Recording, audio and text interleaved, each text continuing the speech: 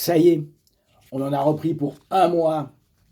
Maintenant, il commence à augmenter les doses. D'abord, c'était 15 jours à renouveler une fois sans ordonnance. Maintenant, c'est un mois. Et comme Covid fait la résistance, on va arriver à 6, 3, 6, 9 mois. Même pour Noël, ils ne nous feront pas de cadeaux. À force de jouer les prolongations, on va finir par tirer les pénaltys.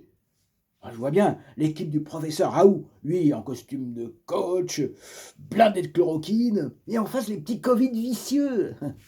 Covid 1 s'élance, tire et marque, 1-0 pour les Covid. Attention, Marcel Pellefigue, chercheur à Marseille, s'élance, vise. Aïe aïe aïe aïe aïe, la chloroquine est passée au-dessus des filets. Covid 2 tire et marque, 2-0 pour les Covid. Magali Calypso, du cercle des chercheurs de Cassis, s'élance, balance l'antibiotique. Oh, l'azithromycine s'explose sur le poteau. Oh, c'est Covid-19 maintenant, personne qui s'avance, qui tire et qui marque. Oh, la foule des virus est en délire. Il ne reste plus qu'une chance, c'est le professeur Raoult. Il prend son élan, mais son tir de plaquenil passe au-dessus de la barre. Toute l'équipe du prof proteste. On a mis la barre trop haut, mais rien n'y fait. Les Covid ont gagné et on en reprend pour 6 mois. Bon, c'est un effet secondaire du confinement. J'ai trop joué à UEFA 2020. Mais je ne peux pas m'empêcher d'avoir une petite pensée pour le PSG. Cette fois, ils avaient passé la barre des 8e, vaincu le signe indien. Enfin, Neymar n'était pas blessé et ils allaient pouvoir jouer à un quart de finale de Coupe d'Europe. Eh ben non, ni quart, ni la moitié, ni rien du tout. La compète, elle risque d'être annulée.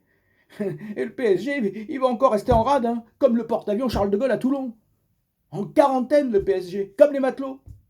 Remarquez, s'il y a un événement qui peut consoler l'équipe des Marseillais, de chez Raoult, c'est bien celui-là.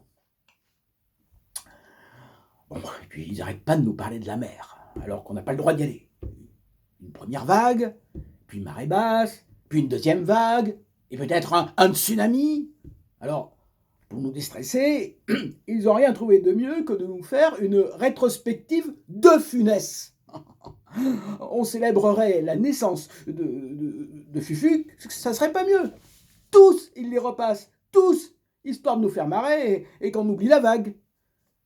Mais à y réfléchir, je me demande si le remède n'est pas pire que le mal.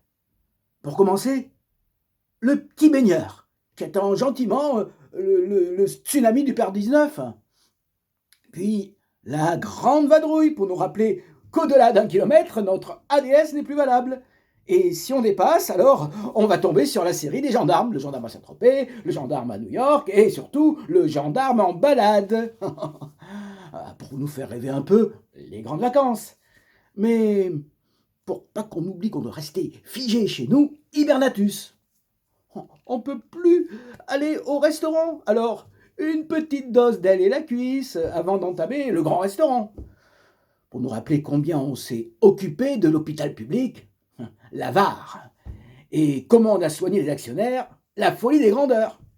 Mais la série elle va se terminer bientôt par faire sauter la banque. Et lundi prochain, plus personne ne sera d'accord sur les solutions à adopter, alors on passera à la zizanie. Et pendant ce temps, pendant tout ce temps, vous avez compris, Fantomas, alias Covid, se déchaîne. Et le dernier film de la série de Fufu, un Lautner, des pissenlits par la racine.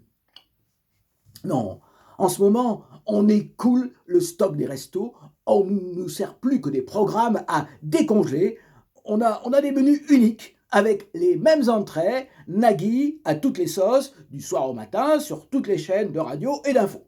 En pleine résistance, Léa Salamé, en période de confinement, il n'y a plus qu'elle pour animer toutes les émissions politiques, de la radio et télévision d'État. Et en dessert, la triade des psys de garde, à croire que tous les autres ont chopé le virus. Christophe André, Frédéric Lenoir, Boris Cyrulnik. Sans oublier l'incontournable Michel Simès et sa chronique quotidienne de l'hécatombe, et Roselyne Bachelot, qui est devenue la ministre de la Santé bis, comme Jack Lang pendant 20 ans pour la culture. Hein.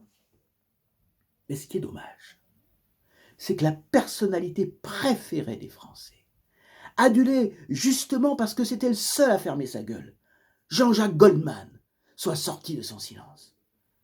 Erreur fatale, Jean-Jacques, tu vas dégringoler.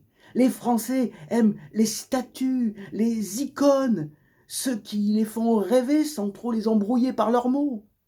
Si tu voulais rester en tête du podium, fallait écouter Christophe André, envoyer ton soutien par télépathie ou méditation. Là, tu vas te faire griller par Mbappé parce qu'il est obligé de se taire en ce moment avec son pote Neymar et que les Français sont trop en manque de Ligue 1. Et puis, Jean-Jacques, on va te demander de rechausser les crampons, de faire une tournée d'adieu, et puis celle des EHPAD, et puis à Noël d'aller chanter dans les crèches. Terminer ta petite retraite pépère en Angleterre, maintenant que t'es revenu en guerre. Pourtant, nous, on a tellement aimé. Il marche seul dans les rues de la ville. Oui, nous les Français, on aime les héros solitaires, les rebelles, les seuls contre tous, les Cyrano, les Brigitte Bardot, les Camille Claudel, les De Gaulle, les Vercingétorix. Tiens, en parlant de chef gaulois, il y en a un, seul contre tous, qui nous annonce aujourd'hui, placidement, que l'épidémie est en train de disparaître à Marseille. C'est encore notre ami Raoult. Pas terrible pour les pénaltys, mais excellent hein, pour faire rebondir la balle et l'envoyer comme une patate chaude dans le camp des frileux, des prudents, qui au nom du principe de précaution préfèrent laisser crever les gens plutôt que de donner le traitement qui marche de ce pelé, de ce galeux de Marseille. De toute façon, pour lui, à la fin de la crise, soit il sera couvert de laurier, le deuxième César de Marseille, après le père de Marius, soit on n'entendra plus parler de lui. Mais alors, plus du tout parler de lui. Et alors, il va prendre la place de Jean-Jacques. Il deviendra la personnalité préférée des Français. Je n'ai qu'une crainte, c'est que cette vidéo ne devienne virale.